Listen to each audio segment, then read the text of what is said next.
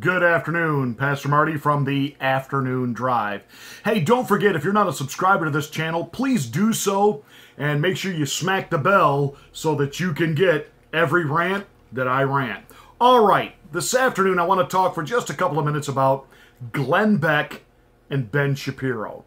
Now, let me begin with Ben Shapiro. I'm not a huge Ben Shapiro fan, and the biggest reason is by de facto, he was actually telling people to vote for Hillary Rodham Clinton during the 2016 election cycle, because he was such a never-Trumper that he did podcast after broadcast of Trump is a liar, Trump can't be believed, he's going to nominate nothing but liberals to the Supreme Court, etc., etc., etc. You're all being duped. And all of you people on the religious right, all of you, over-the-top conservatives, and you've been duped by a liar, and don't vote for him, don't vote for him, don't vote for him. So not voting for him was a vote for Hillary. So, Ben Shapiro's just really not my cup of tea. I don't particularly care for his delivery style. It's really nasal, it's really fast, and he speaks in short, chubby sentences, and I don't like that kind of delivery. But where I am going to defend Ben Shapiro is, get ready, YouTube is about to cut him loose. Just like they did to Alex Jones, they're going to go after now Ben Shapiro. And Ben Shapiro is what we would call the classic GOP elite individual. He likes a Mitt Romney style. He likes a Jeb Bush style candidate. And he is, just very much what you would call the typical card-carrying Republican establishment mouthpiece, neocon. That's Ben Shapiro. Now, the first time I saw Ben Shapiro, or a video of Ben, it was on YouTube, but he wasn't doing politics. It was when he was a kid, and apparently he was like a violin virtuoso prodigy. He ended up going to, of course, Harvard, and there's this part of me that wonders if somewhere within the administration at Harvard, he was allowed in because they just assumed because he was this artsy prodigy kid and Jewish, well, obviously, he's a liberal. So he's one of us, let him in. Now, he's not a liberal, but he's kind of on the Trump train now. But my issue with Ben is the fact that, but by being that never-Trumper the way you were advocating for people to vote for Hillary Rodham Clinton. That's such a Bush thing to do. And, I'm just not a big Ben Shapiro guy, but he's a voice that we don't want to see silent during the 2020 election cycle, and now YouTube is getting ready to deplatform him. Why? Because actually the CEO of YouTube, her son, watches him and his videos, and she doesn't like the questions that her son is now asking and the conclusions that he's now drawing. Bum ba-dum bum. Bum ba-dum bum bum. Now, Ben Shapiro was certainly not a flamethrower like an Alex Jones or moi. He's just kind of not wired that way, but yet now they're going to start going after the mainstream voices of conservatism. And it's not going to be long before there'll be no conservative voices on these social media platforms. You do understand that's coming. And we're going to have to develop our own. That said, Glenn Beck. First of all, last night, I'm not a big tweeter. I don't tweet often, and I don't have many followers on Twitter, and I'm not really trying to build a Twitter base of any kind. That's just not my thing. But last night, during the Hannity, I was just so incensed that he had Glenn Beck on. Again. And I can see what's happening. he's bringing Glenn Beck back. He had him on a couple of weeks ago over something. And now he's got him back. And it's like, okay, so Hannity's going to help Glenn Beck repair his image and rebuild his conservative audience that he lost by being not just a never-Trumper, but he actively campaigned against Donald Trump. And after Donald Trump was elected, he went on his radio show and basically said that was the destruction of America. We were doomed. We were going to have to start working with Democrats and liberals to do everything that we could to save the country and to stop Donald Trump.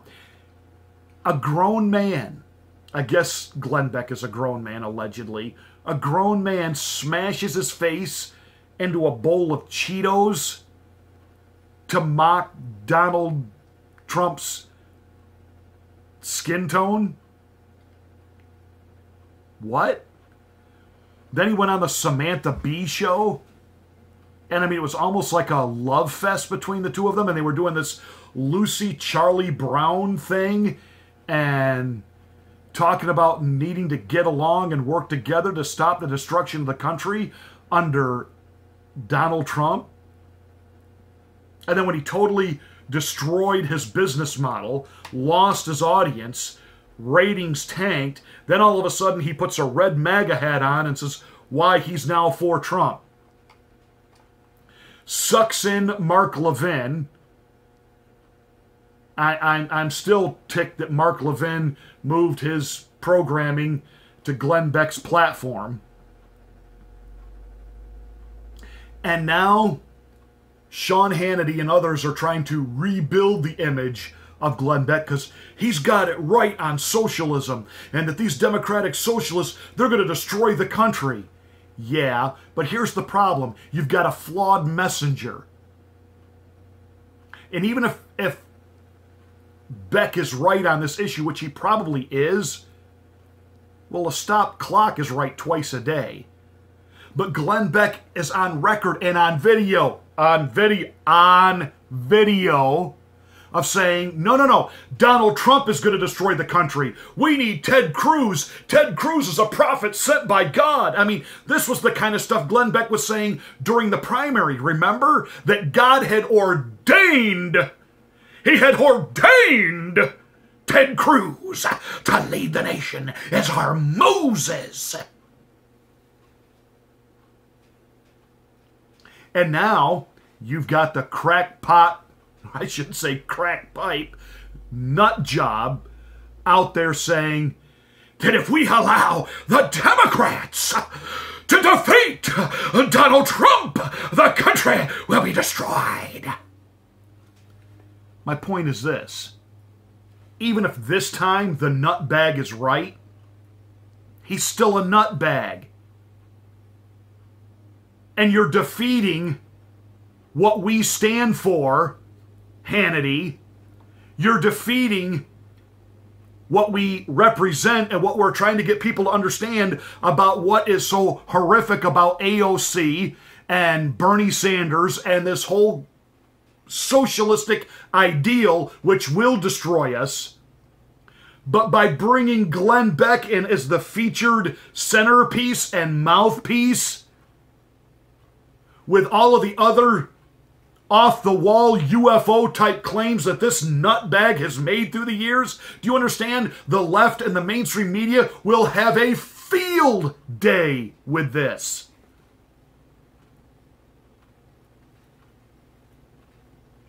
But Pastor Marty, you're supposed to be loving and forgiving, and when somebody repents of their sin, we're supposed to, you know...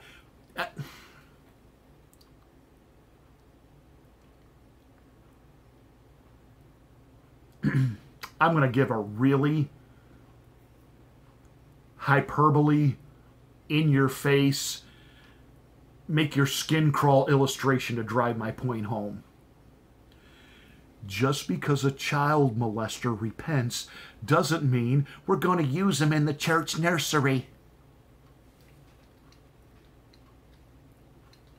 You get the concept, right? That sometimes you can say and do things that, okay, you regret later, you apologize for, you repent of, but you don't get to do them again. Or you don't get to go back in that area again. Glenn Beck absolutely has destroyed any level of credibility he had with true conservatism. He is beyond damaged goods. He's a nutcase. Stop putting him in our face, Hannity, and talk about bad optics and lousy timing on the very day that we really learn that Judge Jeanine has been suspended by Fox News because she spoke the truth. The very day we find out that you guys are going to pay the absolutely, totally, completely lying, cheat, disgraced Donna Brazile. Remember, she gave Hillary Rodham Clinton questions to the debates when she worked for CNN, and so Fox News thought they'd just hire her on the same day that we find out that Ben Shapiro has been suspended. And on that day, Hannity decides to go ahead and roll out Glenn Beck for a, let's help him rebuild his audience and his image. Hannity, I didn't think you were stupid, but are you this stupid? I mean, I know through the years I've referred to you as five-line Hannity.